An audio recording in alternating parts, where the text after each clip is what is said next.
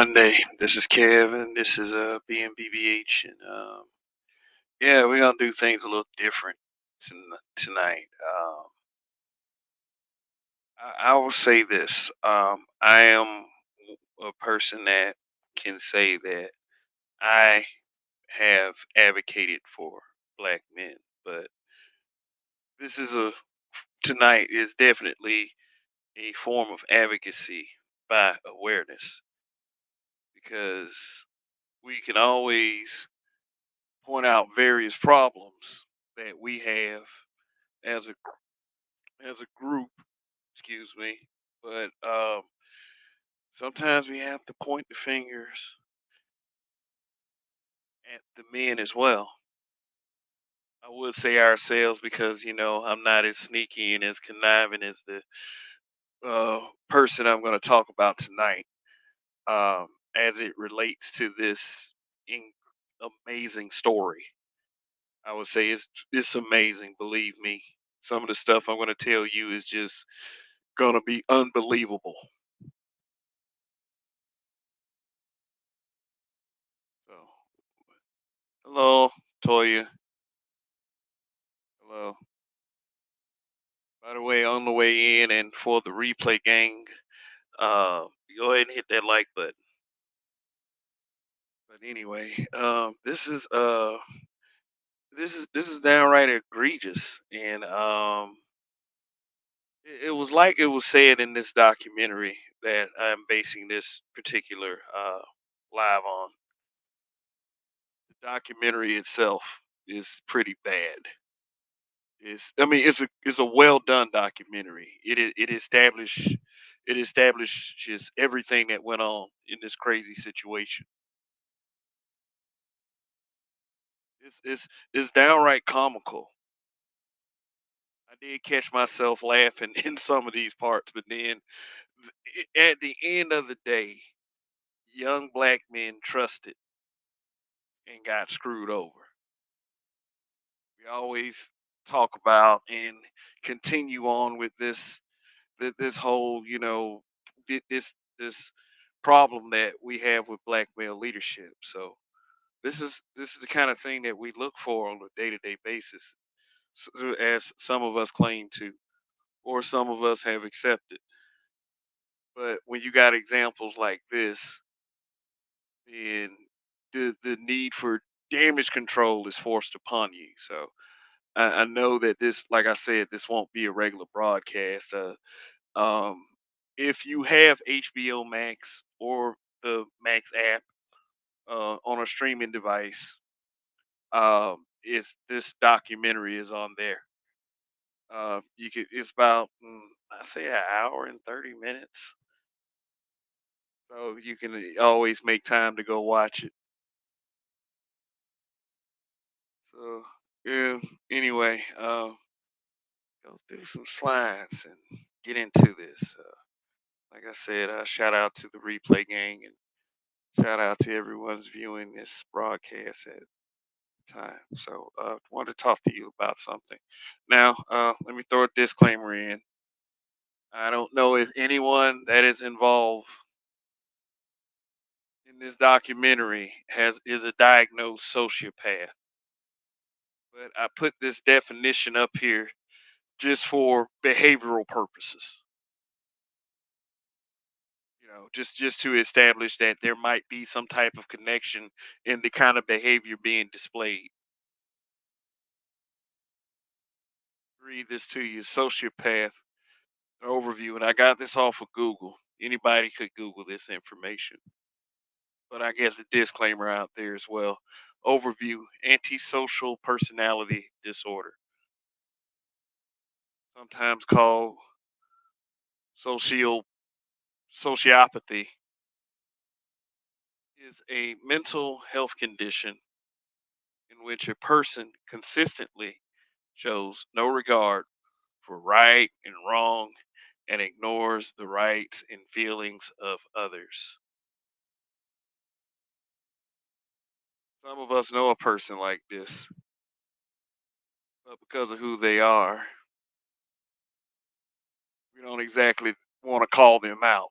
And um, that may not be all of us that listen. Everybody. For all I know, 95% of people could have perfect friends and families and social groups.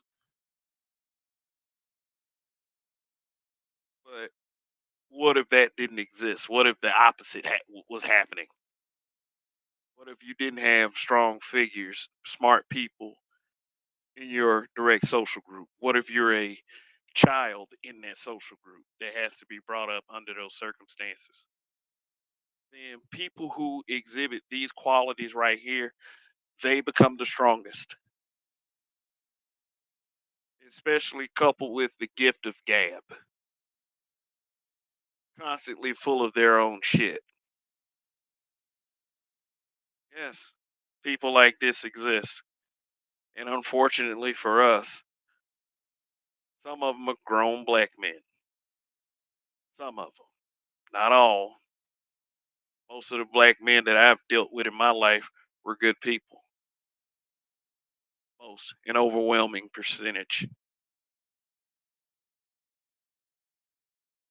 But this is a this is a messed up story, and it's a shame that because our people are so reactive to everything negative that of course there's always going to be a violation of trust.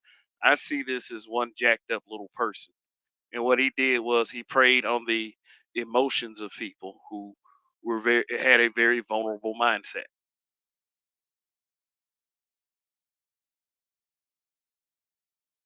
I'm listening.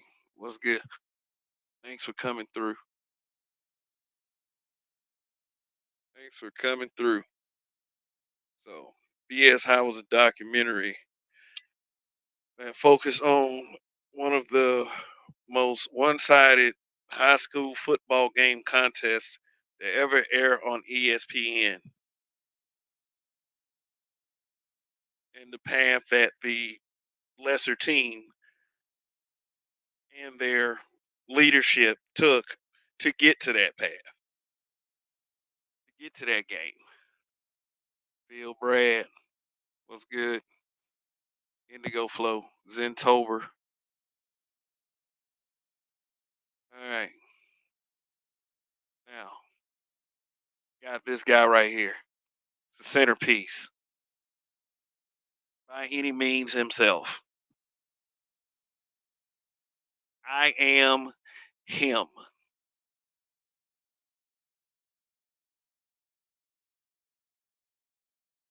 Coach Leroy Roy Johnson.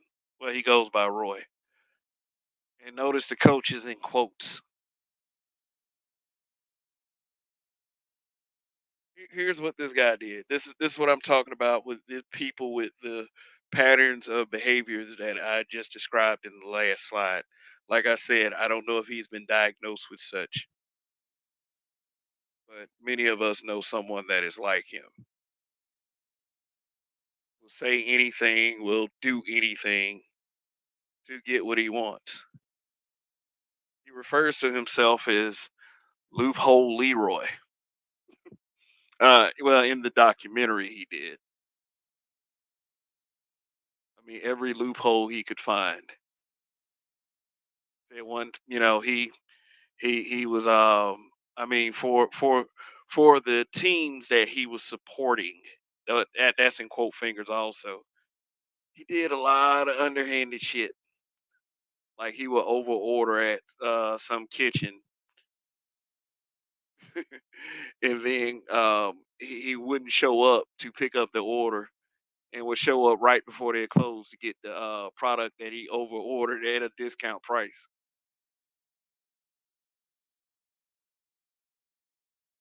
This guy had that behavior, plus he had the gift of gab.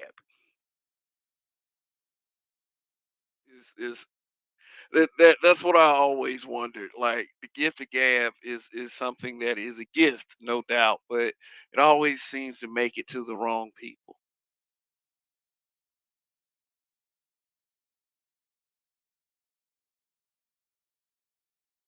Said Leroy boy, loophole Leroy.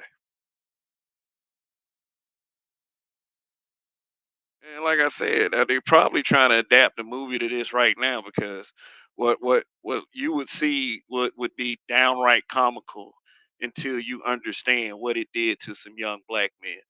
And he took advantage of some situations. Yes, he did to recruit for his team. He went and got boys from disadvantaged neighborhoods who had bad grades, who aged out. I mean, he did everything he could. He had overage players on his team. Some of these dudes were 20, 21 years old. A couple of these guys were already in college, like junior college, but still, college is the key word because he was finding every loophole he could find. He used the fact that he had an internship with the New York Jets. So, when when you have that on your resume, that's enough for some people. You can, depending on how you use that, when you talk to people, um, you could get very far with that to be connected to something famous or someone that's famous. He was described by the people he dealt with is speaking over their heads, like coming up with these ideas that would be crazy enough to just work. And what came to fruition spawned the program. Was good. I'm a proud hate watcher. All righty.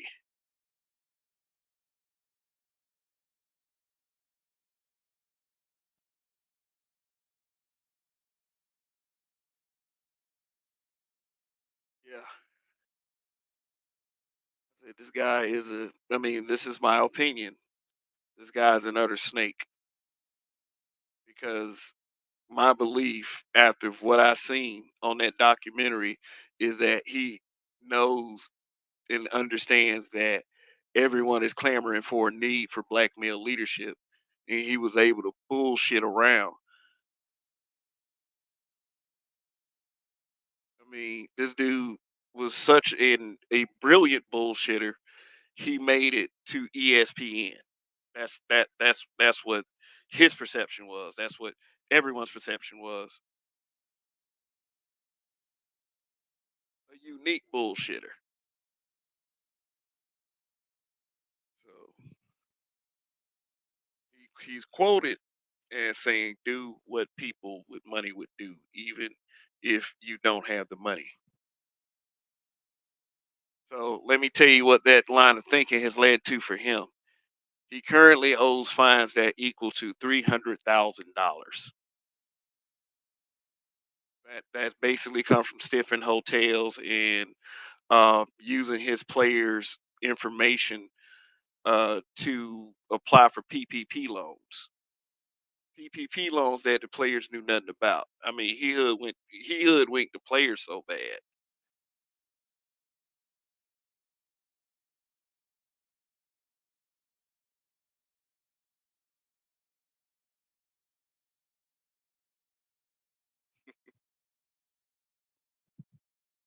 So in the beginning, I'm not gonna go through this whole documentary, but in the beginning, he said he was working for this church and somehow convinced him to start a football team, and he made up this school then called Christians of Faith Academy. He did this with an assistant coach by the name of let me see what his name, John Branham Sr.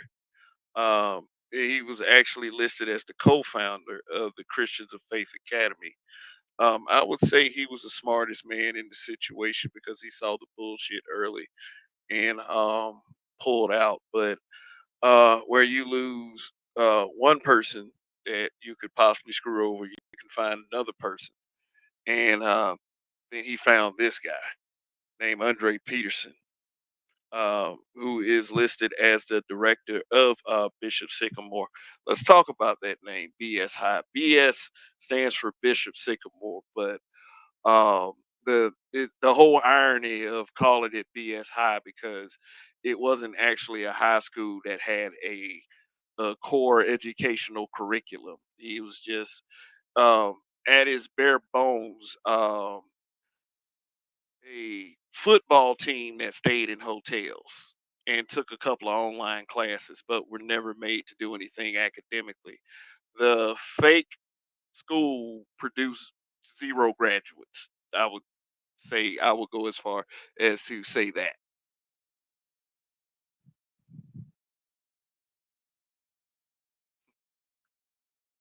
Narrative and dialogue was going on, wasn't clear. La Bum, Cornelius, Ulysses, Albrecht. I, I'm just gonna drop in to say fuck that guy. I hope his punishment is swift and brutal.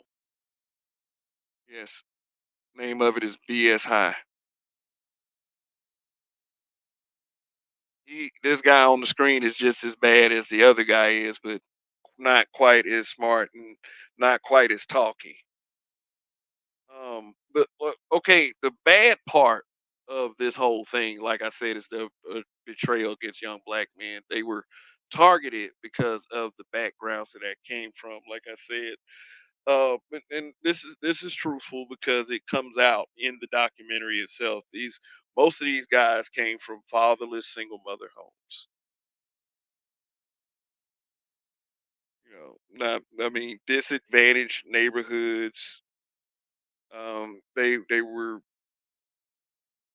students with poor grades. They were not eligible to get any other college, but they did somehow get a player that, like I said, was listed as a sophomore at a JUCO.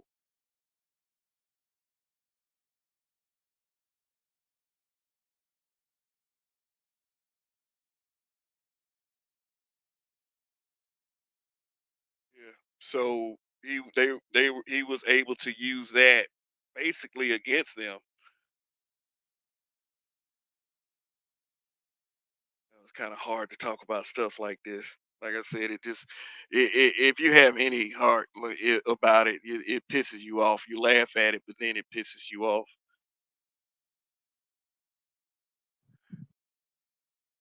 What's going on, RPM? So they often scouted out and targeted this type boys to get funding and to make them look good as they got nothing from it. Yeah, nice uniforms. Not really. That's one of their better pictures. I mean, if you watch the documentary, they were in pretty bad shape. Um, like I said, the guy Roy is a con artist. What he did was so amazing. Like from the time it was Christians of Faith to Bishop Sycamore, that you would wonder with a football team that hasn't won a game in 2 years, how did he end up on ESPN? The ESPN and the other school, IMG Academy, which is a school that basically preps high school kids to be NFL. Like these are your future NFL Hall of Famers. They had the facilities and the educational curriculum to back up with it. They just went out there on ESPN and murdered Bishop Sycamore High. I mean, players were getting injured. I mean, there was no play structure. There was no kind of structured training.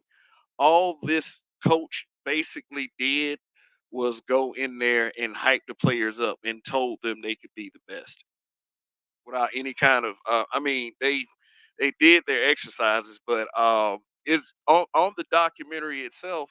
They said they were getting plays off of Madden football video game, literally.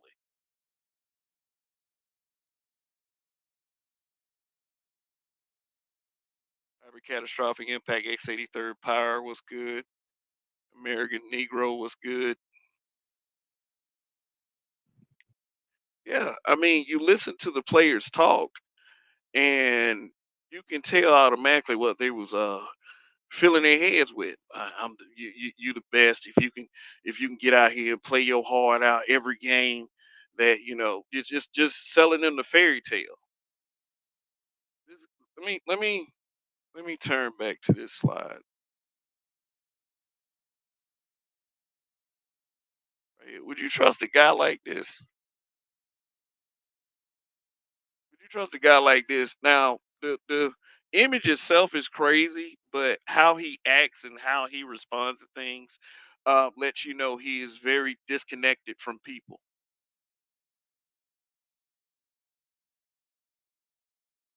He says that he's the most honest liar that he knows. I mean, did anything. Had the players. I mean, he had them held up at hotel rooms, and for some reason, he exploited this loophole, saying that you didn't have to pay anything until the end of a 3 month stay. So that's how he provided living accommodations for the players. Say, I think he said about 50 players, and he would have them boys steal from the local WalMarts to eat and do that thing I said earlier about over ordering at the deli in certain restaurants and then show up at the end of the shifts to get a discount price. Yeah, he ran it like it was going to be some type of future mafia or some shit. But if he only had the brain to do that, how dangerous a man Roy Johnson could have been for real. You can tell that he's that type of person, and in a lot of the actions that he did, like he would like I said, he would provide the living accommodation, but it's under some really dubious circumstances. Like he had no intention of paying these hotels, and he still owe these hotels to this day. And he's billing the players and the players' parents.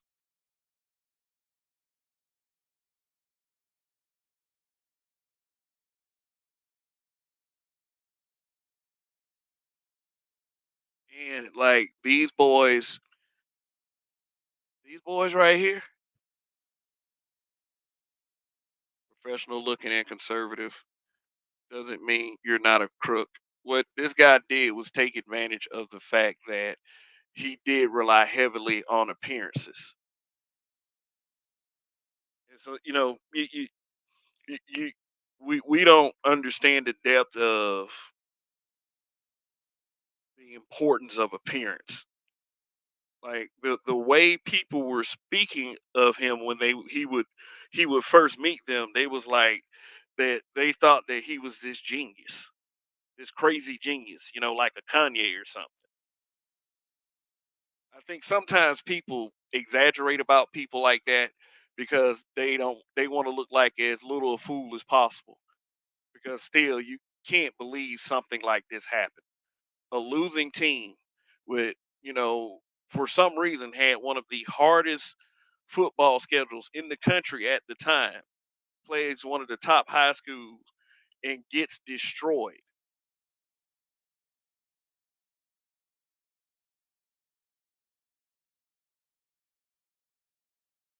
without any regard, without any regard.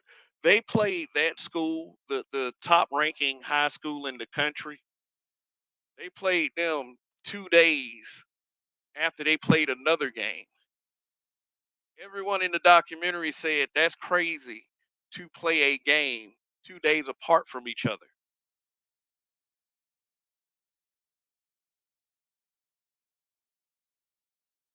And he putting them kids' heads that, hey, you know what? You go on ESPN, you can do this. That's inhumane. That's a disregard for your players.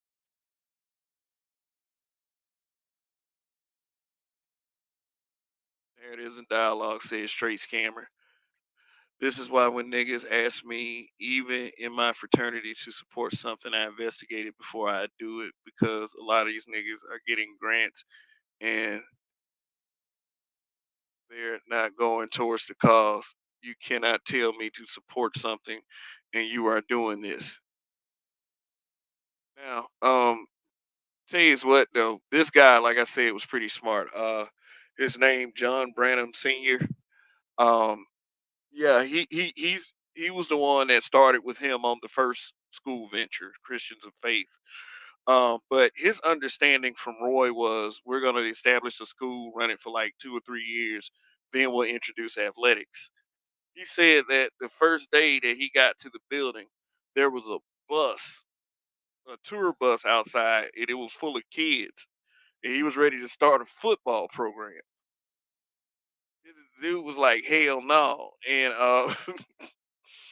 and while they were training,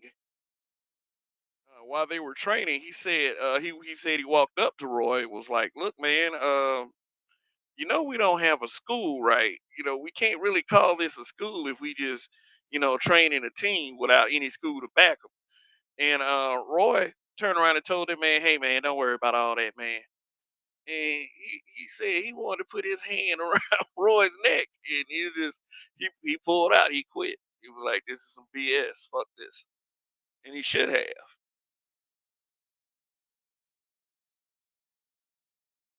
So I would say that yeah, he was on to the scammer, but even he said himself he could not have imagined what could have brought him to ESPN. Let me tell you, ESPN was so embarrassed they refused to comment on the documentary, along with the other school that just totally annihilated this team of young men. Well, not them; I believe, those are his sons in the picture with him. So that I'm glad this image right here is on display because it's an example of a positive example of black fatherhood. While we're talking about a negative example like this guy, yeah, he's a father. Like, jeez.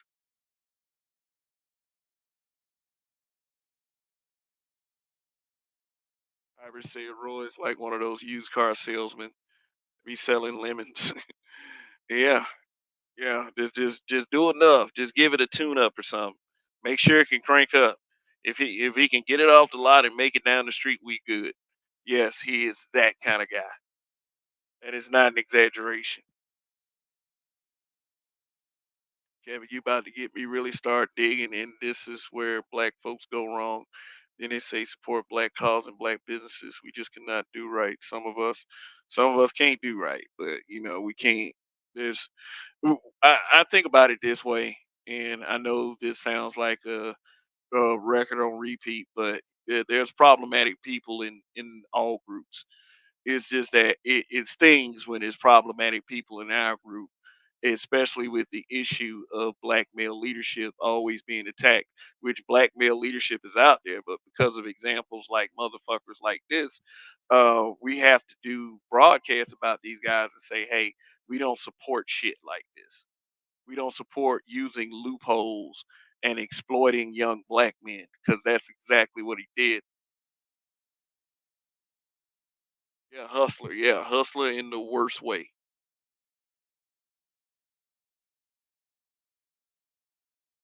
Even the church and their fundings are fucked up. Every school, every church he tried to associate himself with, put out a statement saying that we are not associated with this shit. Not well, the church wouldn't say shit, but um, he what he did was he listed them as religious schools. First, the one Christians of Faith. I mean, which did play. They were able to play some games, um, but they didn't win anything. Then when the other guy pulled out, then he uh, transmorphed it into which I only thing I could say into Bishop Sycamore.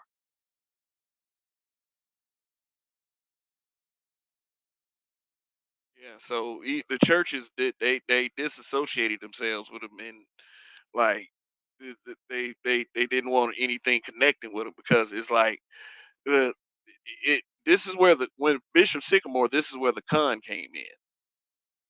This is where the con came in. He listed it as a school under his deceased mother's business, and they are still sending receipts of of payment owed to the parents of the players that he screwed over. Night ish, what's good? They're still sending invoices to the parents. Yeah, I see. I guess he had to do something. He owed $300,000 in fines and still has pending lawsuits. Yeah, he's the worst kind of guy. Um one thing that Bo Money Jones emphasized is that there are some titles in the community that sound like obsidian. I don't know. What up, Shaka Nulu?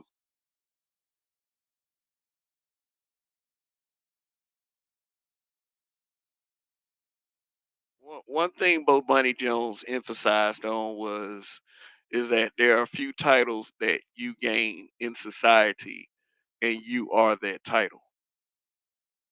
You know, once you're a doctor, that's who you are. You're a doctor. People call you doctor everywhere you go. Same thing kind of with police officers. If I know he a police officer, I say officer. Same thing as with a coach. If you have ever been an athletic player for any program that is high school and up, every time you see your coach, you call that man a coach. That's it. It's over with. If you've ever played sports at any level, like I said, high school, college, your coach is going to be called coach every time you see him.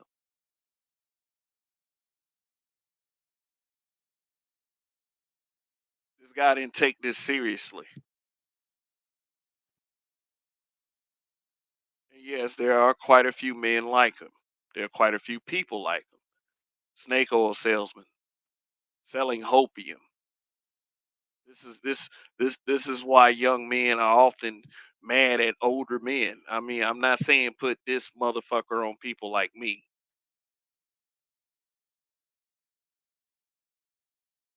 but I have to give him mention. Like I said, you gotta like I said, if you got Max, go ahead and watch the documentary when you have time.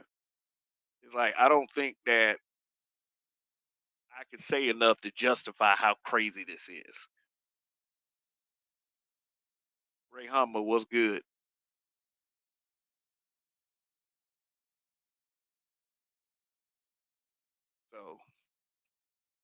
So this guy, father, gets away from this guy, and then he enlists this guy, Andre Peterson, who is listed as the director of Bishop Sycamore, who quite frankly sees all the bullshit, but justifies it as I just want to help them boys.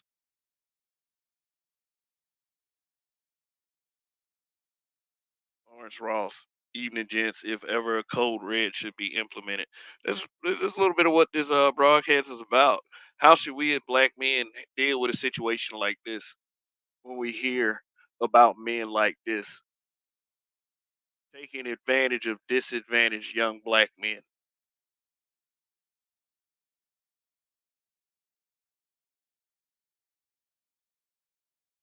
I don't like to think of things this way, but young black men are a commodity,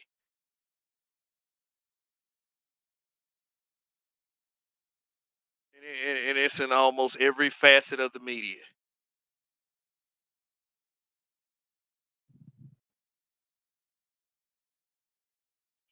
I was just wondering if those boys were injured physically, did they have medics on standby? How did they fund their services? Um, did they have medics on standby? No. They had the moms, a couple of mothers out there with the team.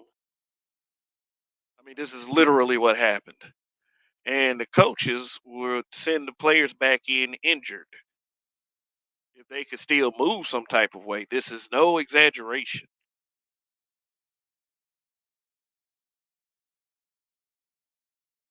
This is no exaggeration. How did they fund their services? They didn't. Everything was a scam. Everything about this was a scam.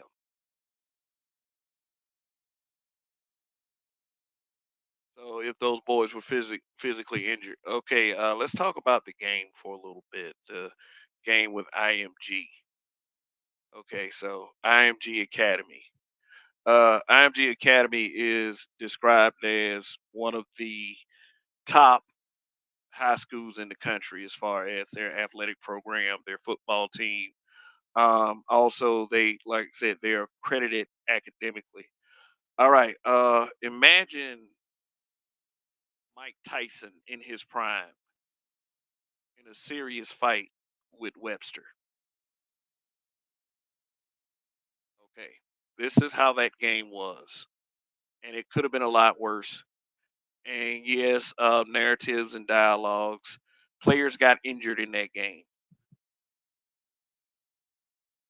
And all of them were hyped up with the mentality that they had to fight to the very end due to their dubious coach, Roy Johnson, and the way he had with words.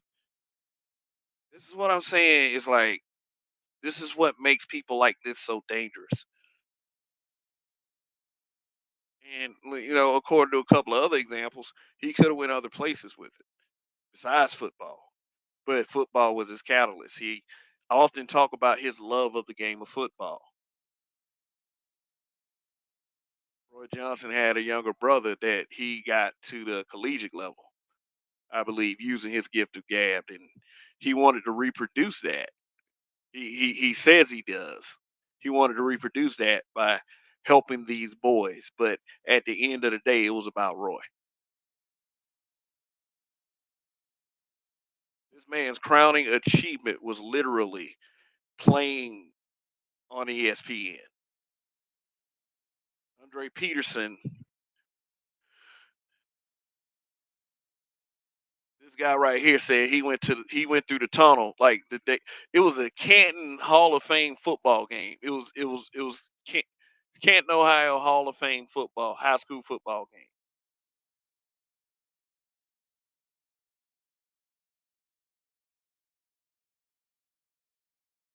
That this game was played on. This game was played. I mean, Bishop Sycamore had played a game 2 days previous to this, and then they had to go against the one of the top teams in the country. In the country, that's as far as high school. That is saying a lot. And like I said, literally, no offense to anybody with dwarfism or anything, but you're not winning a fight against prime Mike Tyson, and this is exactly what this game was. Yes, there were players getting injured in this game. These guys were dominating the shit out of Bishop Sycamore. And the reason why Roy was able to get away with this for so long because he never had any real eyes on it. By halftime of this game, Twitter exploded and was roasting these guys. See, is more than losing a game when you have those type of circumstances. You had they put themselves all over social media. I mean, he got in Roy got in as many ears as he could, including like a guy who was positioned as the matchmaker for high school football teams at that level. And he said he walked in and all he did was believe in himself and said, "We want one of the hardest schedules you can give us." And they were playing teams across the country. I'm still kind of confused as to how Roy pulled this off. Carlton Way One was good. Snowman Multimedia.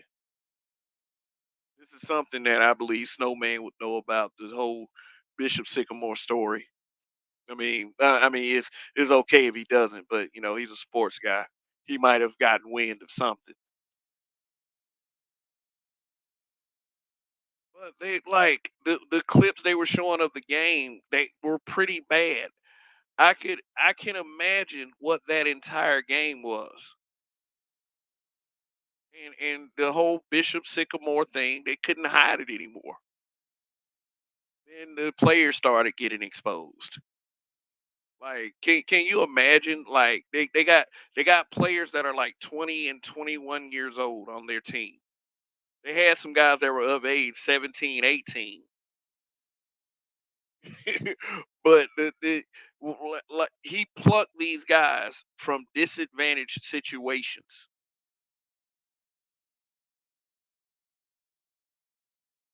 which in its own little way is predatory. He got the guys that basically made them feel like at the end of the day they had no choice. You might as well do this anyway. And for guys that didn't know any better, that barely there were no fathers in their home. Like they flashed several examples in the documentary itself. There was just bad decision making all the way around. They destroyed these guys. And it was 20 and 21-year-old guys getting smacked around the field by future NFL hopefuls, actual high school kids. Like even it was described that their facilities were like college and professional facilities. They were $1 million facilities. Well, I will tell you one thing about IMG. IMG is kind of like Bishop Sycamore done right. You're still at a certain level taking advantage of kids, of young men. There are young black men on IMG's team too, but no doubt they had better training, better direction. And like I said, the clips from the game itself in this documentary showed the conditions were so bad for the Bishop Sycamore players, they were sharing helmets.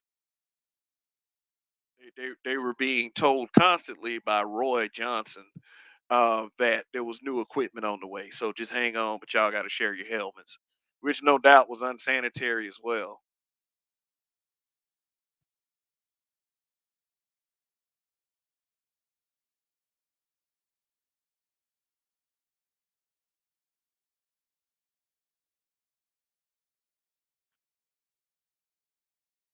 Yeah, but it was a very one-sided game. I think the final score was 58-0. I think the highlight of the game for Bishop Sycamore was recovering a fumble. They did show that clip. But the part that pisses me off is just everything about it, really. It's not a silver lining in any of this.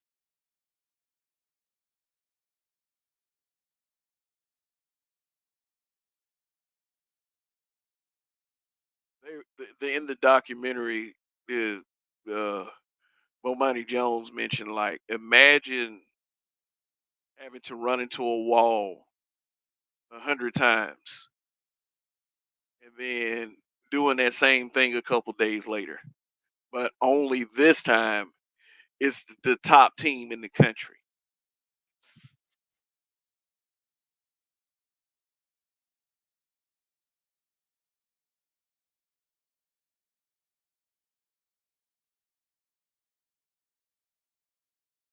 Yeah, messed this young man's life up for a little bit. I think this particular young man ended up on Last Chance University. Show I was recommended to this show years ago, but I never got around to watching it. I just might watch it though. Everybody keeps, asking things like what's happening to the young black men? What about the black boys? This is what's happening. Without strong leadership in your community, you invite things like this. The exploitation of vulnerabilities. Exploiting young men's hopes. Yeah, his hopes were exploited. I mean, he played with all the heart in the world. He was one of the ones that got injured.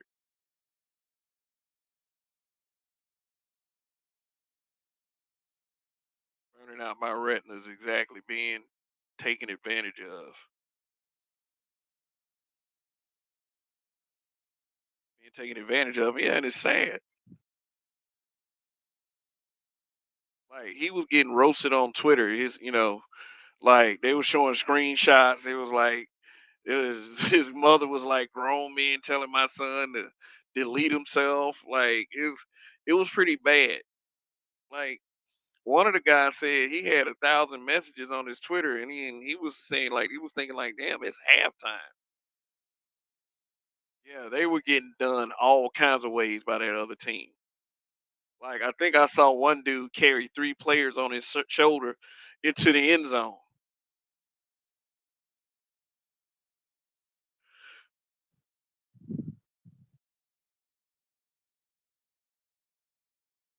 Super sad. Yeah, and it's not good. Like no adult should be preying on children of any. But like some of these guys were older. Here's how he roped in like the college guys. He told them dudes, and it could be argued that some of these guys should have had better sense. They were told by Roy that they were a high school football team slash prep team for college, and there is no such thing as that. There's no such thing. It got so bad for this young man. He went and tried out for Grambling State University in HBCU. He actually got accepted on the team. But when they found out his involvement with Bishop Sycamore, they called him back and it was like, no, we can't deal with you.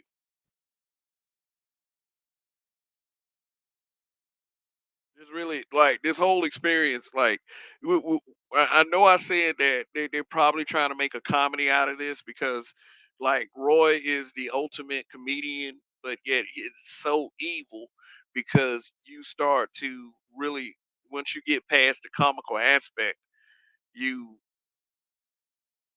really start to think about what it did to some young men. And this dude did not care. Roy did not care at all. I mean, it's the world we live in. It's the world we live in. One point that was made by Bomani Jones that I agree with is the reason why Roy was able to do this. He was able to pull this off. It was because he was doing it to black people.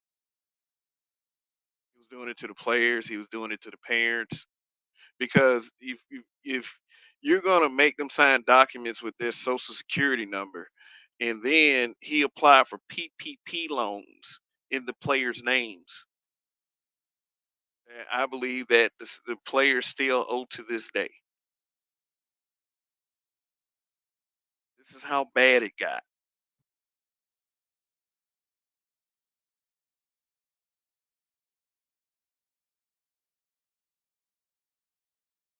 He even would let a few of the players stay with him because, like I said, he pulled them from disadvantaged situations, and then he was. I mean, who knows what he was doing with all that money because the players never saw a dime of those PPP loans. He he was charging tuition for this fake high school. Roy was. The high school tuition was somewhere in the range of 16,000 $16,000, and there was no class structure or anything. He went back and told those guys they didn't have to go to class. And really that was the truth because there were no classes. He would find an online class for him and then try to kind of smooth his way into it like that. But otherwise, it was just football. What the problem that this exposes is that we do have a community, a culture of people that all they care about is sports.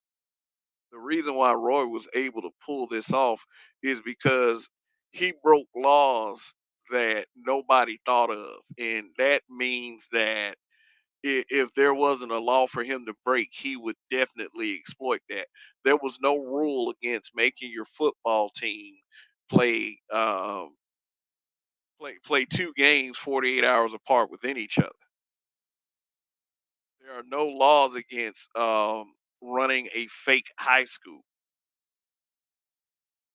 As crazy as this sound, it came down to that.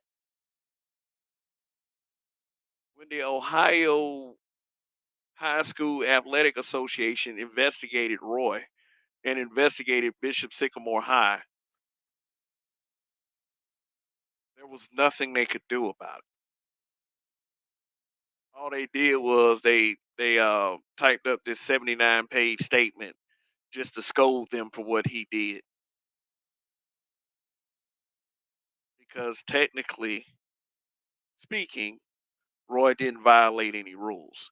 He just exploited what he could. He took advantage of people that needed help. And a lot of these guys' lives took I mean, they took the direction of struggle because they were associated with it. And some of the effects with this man getting accepted to an actual football team. And then when they found out his involvement with that fake school, they didn't want him anymore.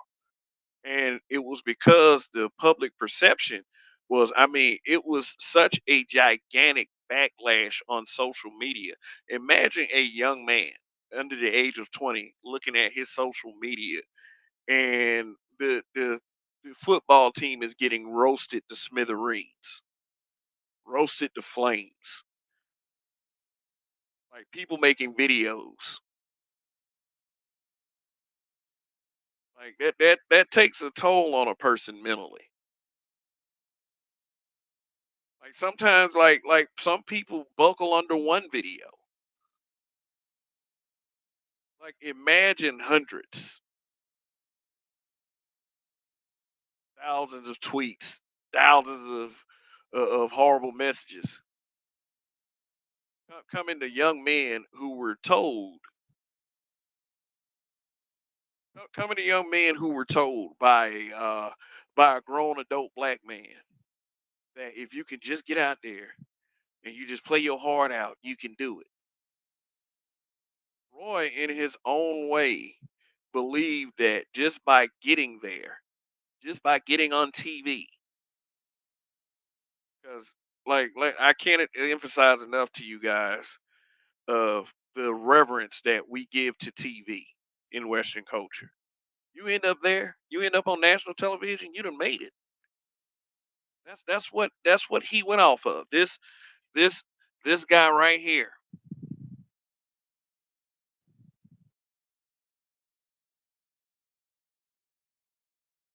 This guy right here. He did all of that as a move for himself and didn't care how anybody else was affected by it. He said it himself. If we can just get there, they just might win. Seriously.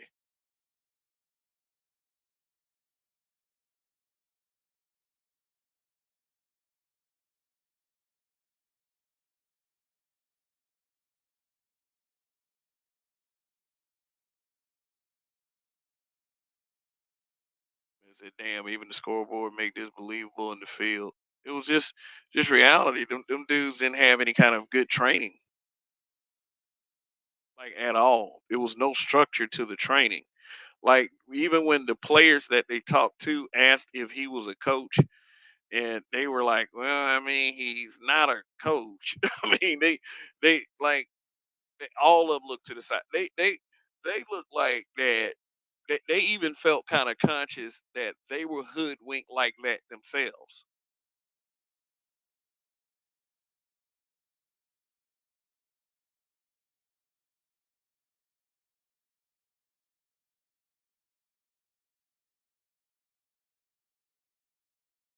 So anyway, anyway, if you haven't, press like, hit the like button. Talking about BS High documentary, a sports documentary that is currently on HBO Max or Max. They call it Max now. If you have that application, if you currently have a prescription, I mean, not a prescription. Oh my God, subscription. If you currently have a subscription, you can check out the documentary when you have time. But what I've said earlier was I don't think that I could verbally describe the documentary and give it justice to how crazy it is. Says one morning he was giving one of his players a ride, and there was a gaggle of geese in the road. So the player said that Roy sped up and hit one of the geese.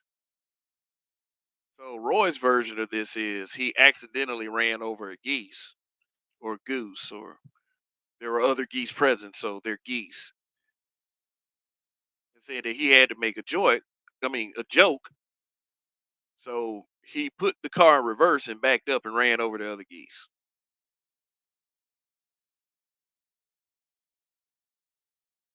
The player says that Roy turns to him after he does this and says, "Yeah, this is what I got to show y'all niggas.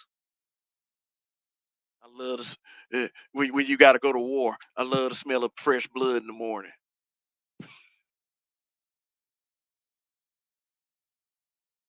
Son is hot. Raw was good. D was good. I was like, wow, this is how he gets it done. He runs over geese.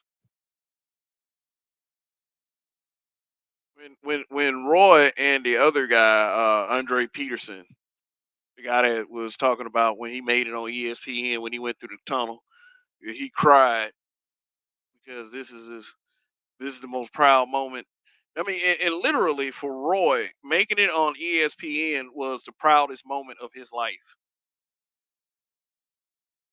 Hands down, it's the biggest thing that ever happened to him.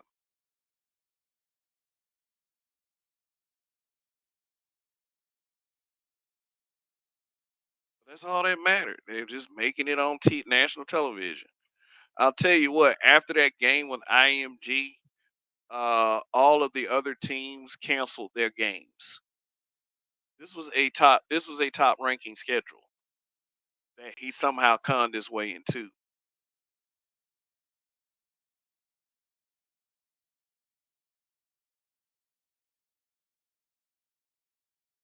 Produced no graduates, not one, did not win a game. I mean, they scored in a couple games from what I understand, but they never won a game in 2 years, and they got to play one of the top teams in the country at the time. $1 billion school. IMG Academy sold for it sold for $1.25 billion.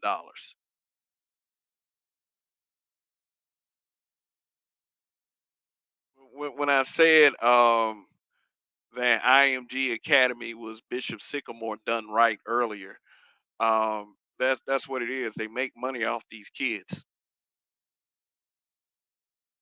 When you have a program like that, yes, you're definitely making money off football games. And Roy tried to call himself doing the same thing.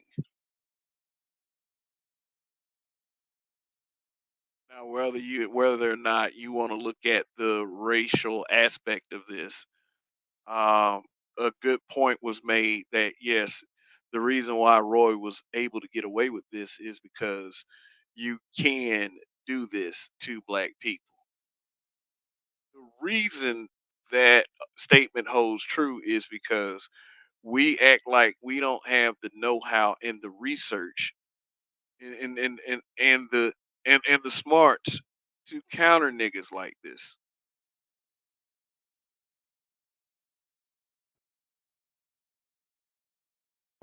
To see it coming.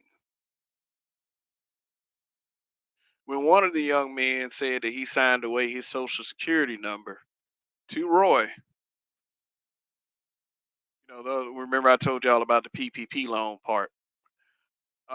He immediately told his dad, and his dad got mad with him and told him to go back and get the piece of paper and destroy it.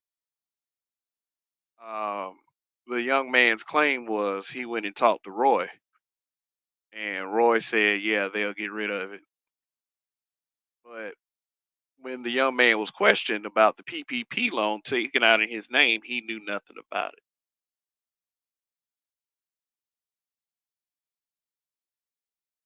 He knew nothing about it. And these guys, through coercive motivation, I would say, because this is from the clips that I had seen. You would yell at those guys constantly. Halftime during the IMG game where they were being destroyed, um, one of the moms said that he was cussing the team out, just yelling at them, cursing them out. This is what he was, a coercive motivator.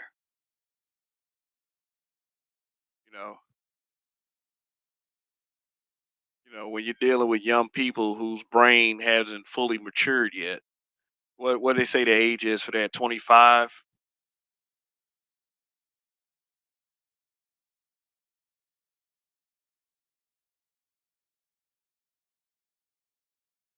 I mean, if you're privy to better information, by all means, correct me in the comment section or the live chat if you're watching this in real time. But yeah, these guys, I would have to say, I'm not going to say the players weren't very smart. Is that they just did not have the guidance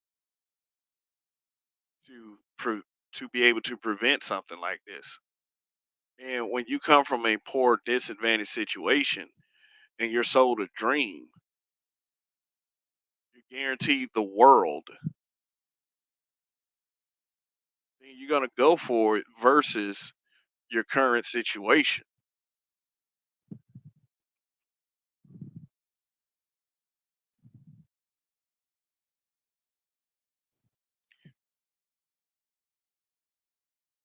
You're gonna go for it.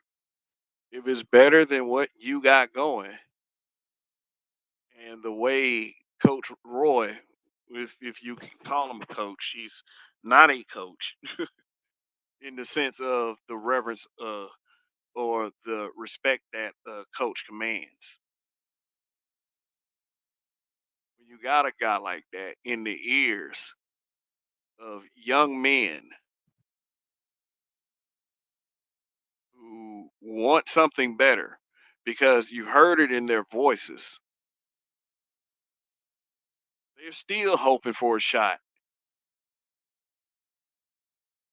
This is this is this is how badly he got these guys' brains.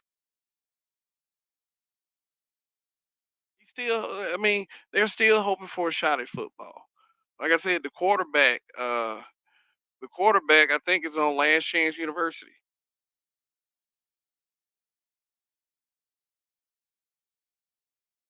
This guy's a local rapper. I mean, like, I'm not being smug about it. The song actually sounds kind of good that they play on the documentary itself. I mean, but they had a hell of an experience. But those are like 2 3 years that those young men cannot get back, and uh, it, for some of them, they're still pretty much in the prime of their lives. Like they're still around that 21, 22, 23 age group. I'm sure with the proper info that these guys, by the time that they're age 30, they can be good if they're not just sitting around hoping that something would happen. Let's just face the reality. Let's let young men like this in on the reality. I mean, follow your dreams, man, but make sure you got a contingency and a good one too.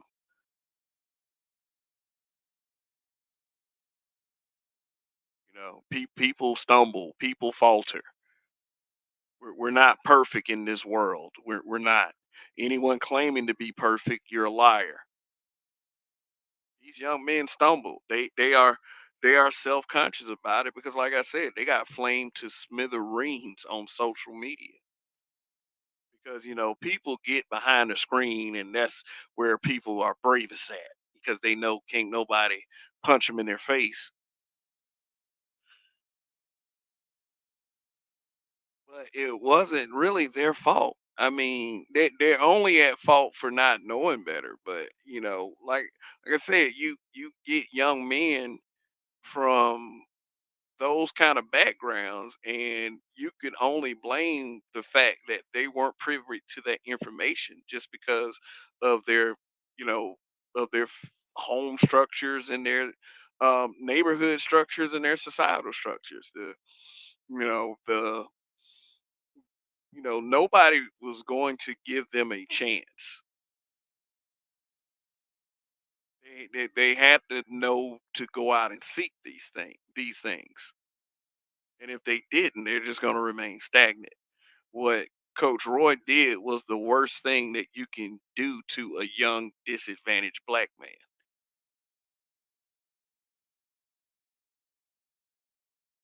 One of the worst. And it needs to be called out. Nothing funny about that.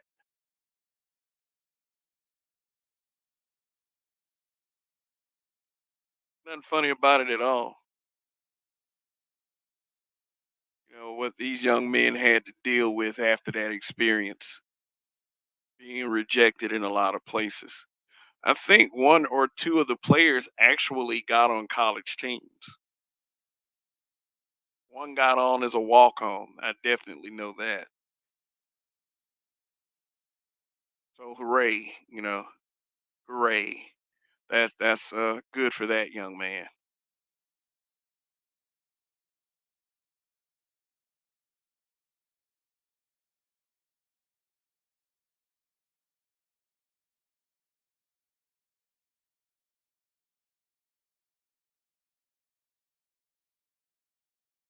Yeah, man. When we talk about mental health, we we we we, we we don't talk about how young a lot of guys who actually need that kind of help are. I mean, this one right here, I think his name is Trillion Harris. I mean, he saw all of that shit. He saw all of that. When people put things on social media, it is for the general public to see. You want people to know how you feel.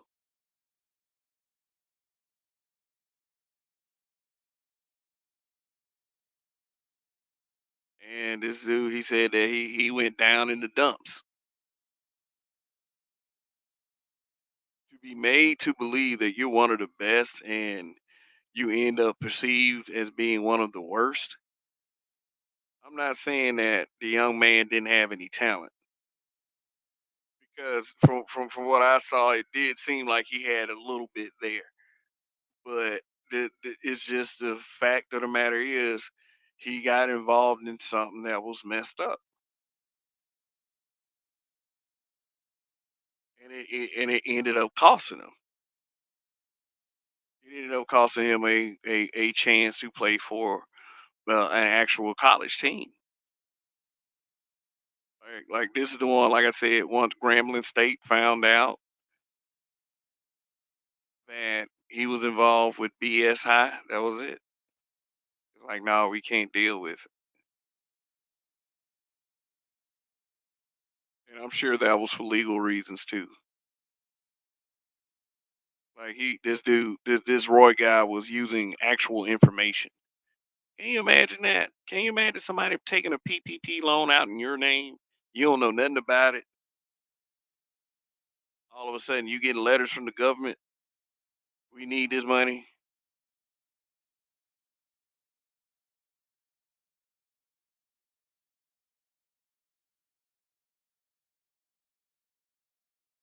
Lawrence Ross said there may not be a law on the books that he broke, but you know what? Yeah, exactly. Exactly. Exactly. Some of the guys were 20 and 21, but some of those guys were 16, 17, 18 as well.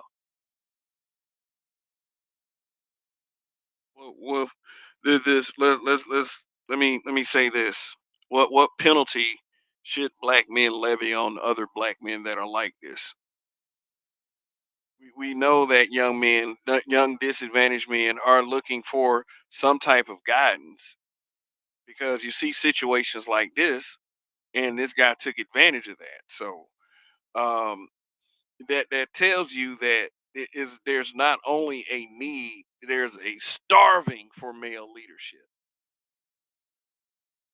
some type of father figure. And unfortunately for these young men, it was a jackass.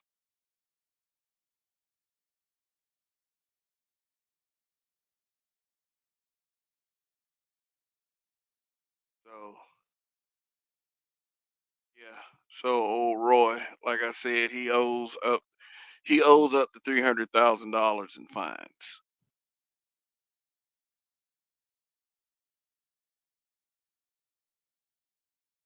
He's actually made claims that BS High is going to make a comeback. He said that at least 15 schools want to play them next season, which I don't believe. He's still proud of the fact that he got to ESPN. He claims that he never believed that he couldn't win. And even in losing, which the real losers in this situation, and not loser in the sense of you ain't shit, but the guys, the people who suffered the most were the players. But for me, this guy right here, Roy Johnson, he can't suffer enough. Not for me. Not for me at all. This is a guy that is anything but on code.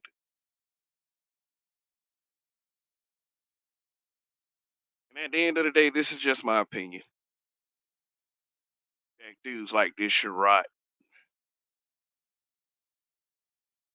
And the main part about it is because he definitely does not give a shit by his own admittance.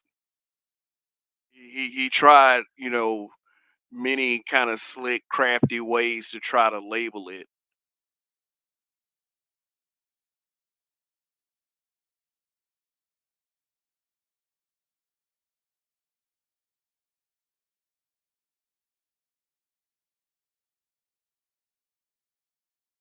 Mm, what about the black boys? Seems like there's always a section of us that lead black boys to slaughter. This is just another example.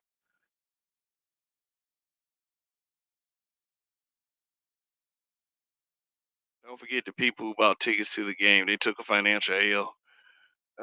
I mean, when I looked at the game itself, like high school sports is still high school sports at the end of the day.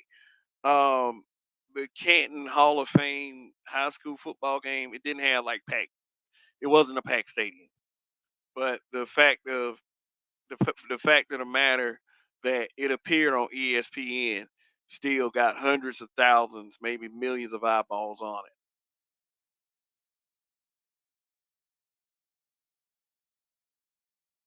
And is anything that we give power to is TV.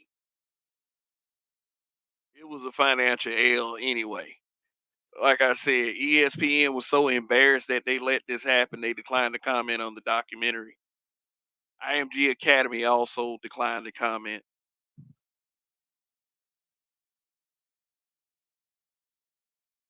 So yeah, gotta spot people like this. That's all I'm saying.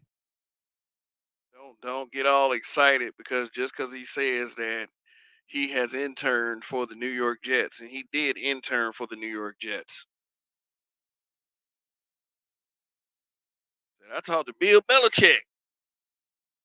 You know how many people be wowed by something like that? They just be completely blown away that you can get close enough to an NFL professional team, the New York Jets. Recently, they were seen with Sexy Red,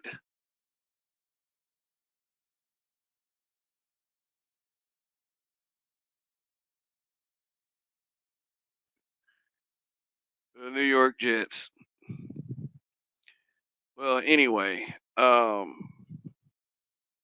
this is not one that was going to be very long. Just, uh, just to make black men aware that we should be aware of people like this that walk among us, and the stupid motherfuckers that help make shit happen. But I mean, like the precision at the way he did things, I can give credit to at least. Not to say that you should try something like that. That you should try something like that. But the ability to manipulate is something that has always gotten people very, very far.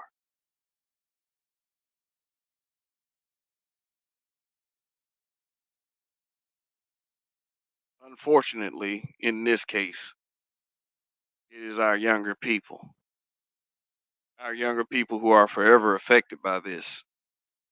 Even though I got sense enough to not to put everyone in a box, I do understand that everyone doesn't think like me. Just another group of young men that just believe that the older generation just wants to fuck them over. And one of these guys they called Coach. Oh, believe me, they don't like him at all for this. They have publicly lambasted this fake coach of this fake high school. Quite frankly, fuck you, Coach Roy. That's what they said.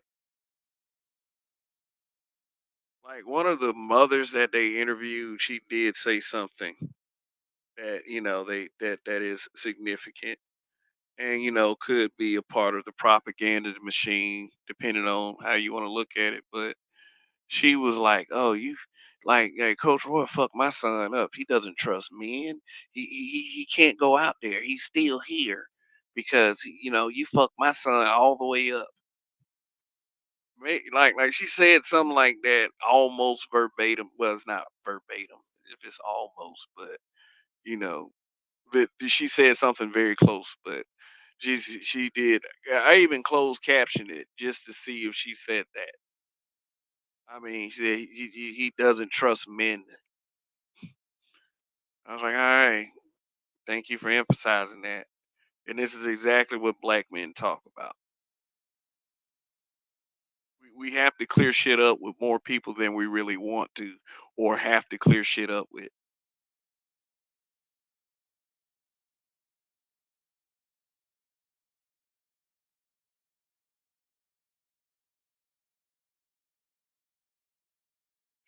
Or you can choose not to care.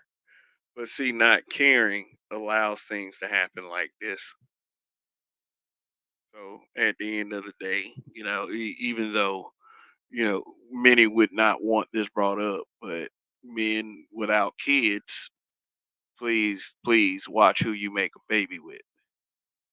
It's not just about even though single motherhood played a very big part in this. Um,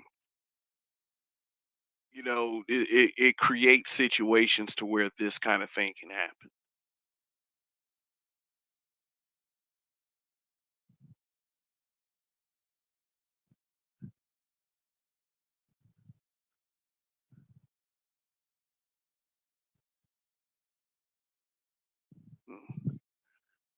'This guy is the extreme opposite of Deion Sanders.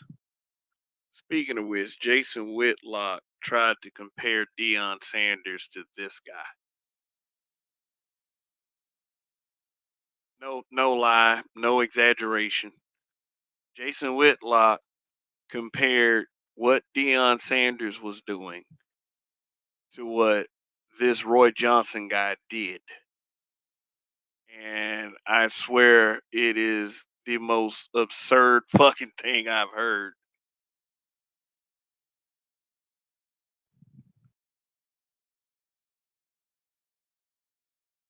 I mean, this is there's no comparison. Is an opposite situation.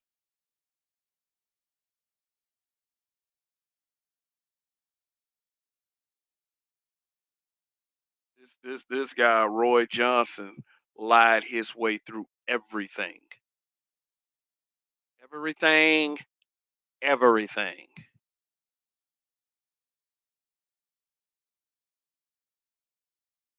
Yeah, Lawrence Ross.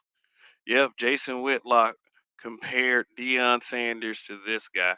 It's like Jason Whitlock, he says some out the box things sometimes. He's just like any one of us. He says a couple things that you agree with, and then like he says a couple things that just make you be like, man, get the fuck out of here with that.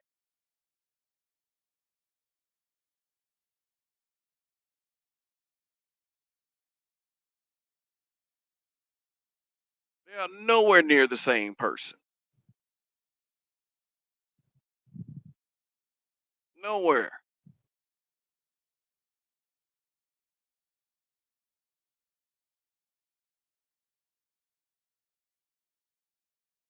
Man, I tell you, sometimes I believe people just try to be a little controversial for no fucking reason. It's something that's not right about him. Yeah, look at that. Like I said, would you trust someone that with a look on their face that like that? Like a guy, he's the kind of guy that he's gonna get famous even if he has to use infamy.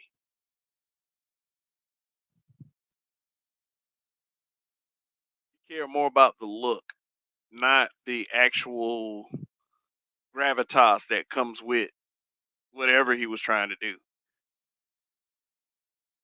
He just wanted it to happen. You may have handlers. Who you talking about? Talking about Whitlock or Roy Johnson? Yeah, he might have handlers. Shoot, like I said, New York Jets, sexy red. Oh, you speaking about Whitlock?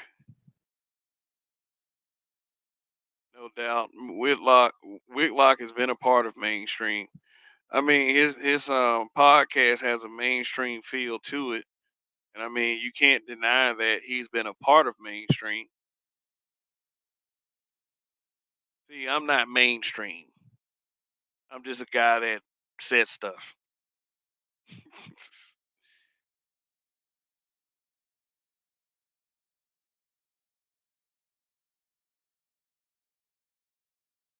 Said whatever happened to Gorilla Glue Lady? Her 15 minutes were up. That's what happened to Gorilla Glue Lady. Her 15 minutes is gone. And the sad part about it is Roy Johnson is just like the Gorilla Glue girl. He wanted that 15 minutes so bad that he did not care who he took down to get that 15 minutes.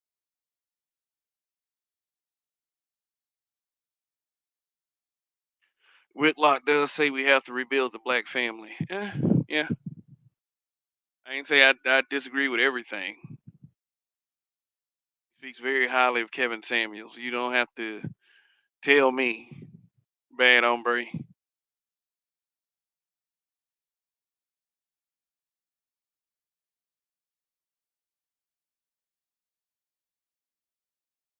Yeah, but yeah, just be aware.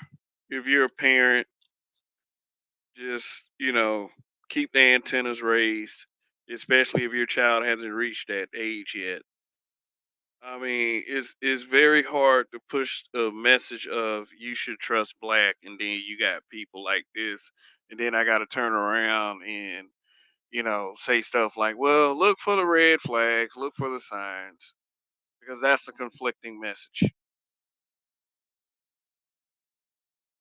So, I guess if you really took a certain thing out of the equation, you just have to say, "Hey, look for the flags in anyone."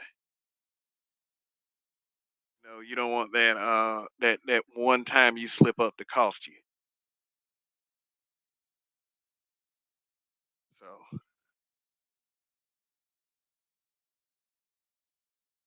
Something about Dion triggers him.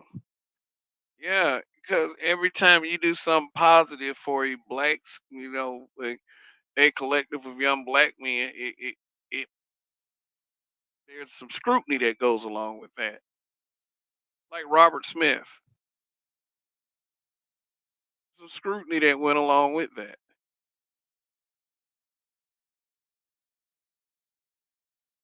So Dion is getting scrutinized.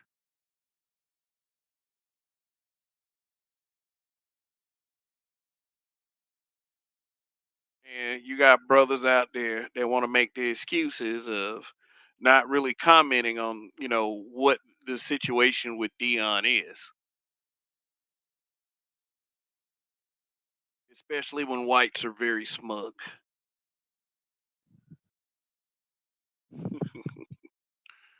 But Whitlock, though, man, there's just some guys that they just like they don't want any type of. I mean, they have a problem with the empowerment of black men. They just there's always going to be some problem with it. Now, um, whether you agree with individuals like that or not, you, one day you're going to have to see it.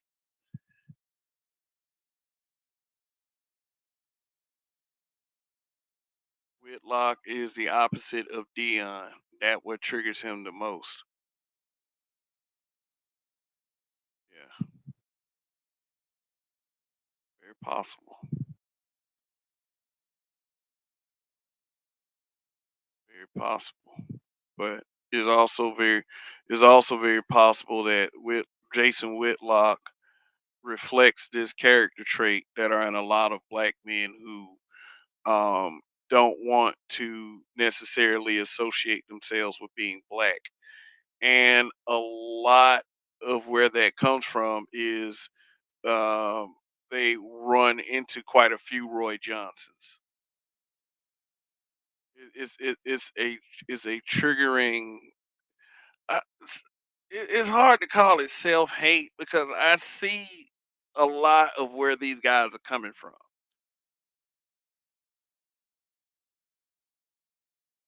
But to jump the gun and make a bullshit comparison, that shit needs to be checked.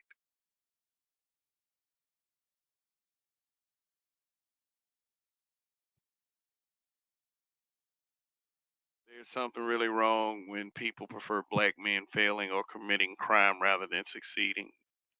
Facts. Facts. Southpaw 2K1. Yeah, like I would often say that it is preferred by many in the collective that black men are at odds, in conflict with each other. We're always fighting each other. They always use the whole black men are killing each other. And the thing is, when there's someone out there that really does something positive for young black men, then it's attacked with a lot of energy.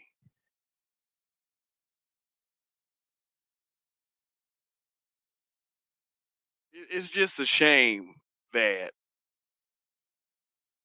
with that being said, that there are situations like BS High.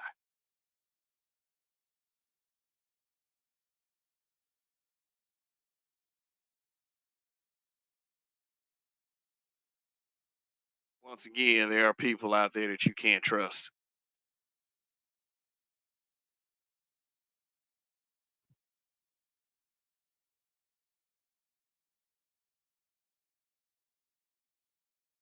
Sammy Isaacs asks, "What up, Kev? What are your personal thoughts on Shahrazad Ali books on black women treatment of black men?" I believe that Shahrazad Ali is a very enlightened and intelligent person. That's what I believe.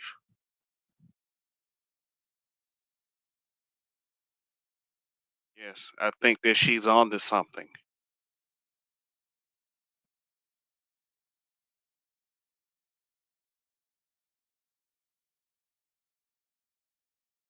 Like Hama said, some dudes forgive me, Christ Jesus need to go, and damn it, go I go. Um, yeah, yeah, people like him need to go.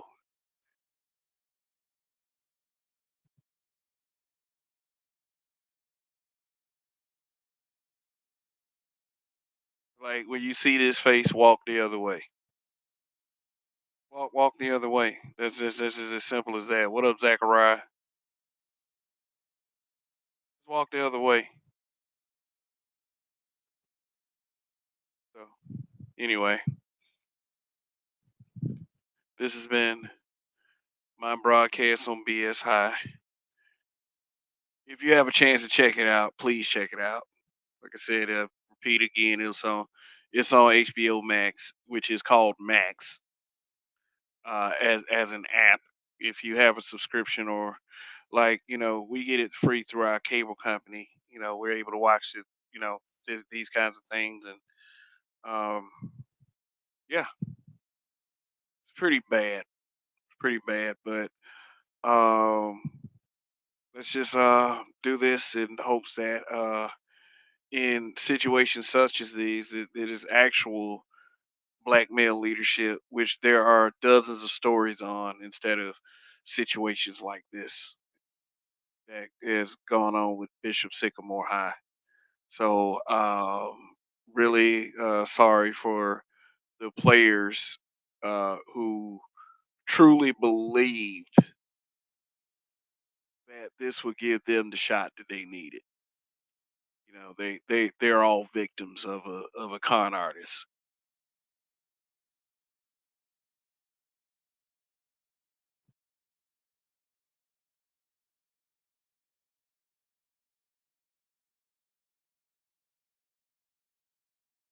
Zachariah, Kev is your name. Kevin, bro. Yes, Kevin is my first legal government name. Yes. So it's Kev for short. I have verified that. So anyway, I'm finna get out of here. Like I said, check out the documentary. It's a crazy story. Um, just stomp the snakes out. I'll say that. Stomp the snakes out.